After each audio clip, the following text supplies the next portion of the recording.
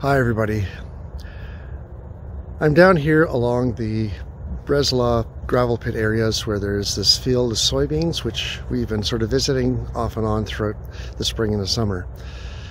The first shot of this field was with the little soybean plants just peering out of the grounds with 2 or 3 leaves on them. And then later on in the summer, the full plant filled out with the pods already growing under the lush leaves. And then just a few weeks back, the leaves have dried up and died off and fallen off, leaving only the pods ready to be harvested. And well, since I was here 2 weeks ago, the field has been harvested and the crop has been taken off, and the farmer has come back and cultivated and now has sown probably winter wheat, I would imagine, in this same field. There you have the cycle of the growing season.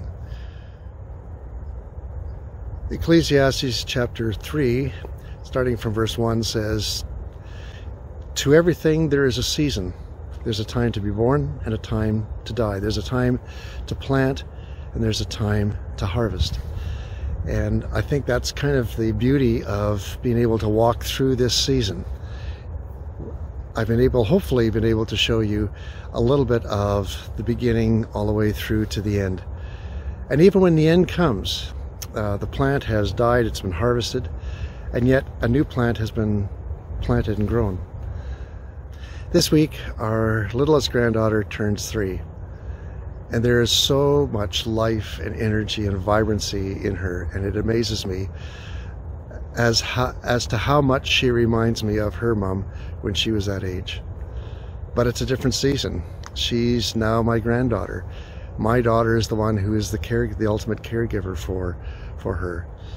But as I see her growing up, I realize that there is a time for every season. And as I grow into my older age, I know I'm only 65, but you know, when you were 35, 65 seemed really old.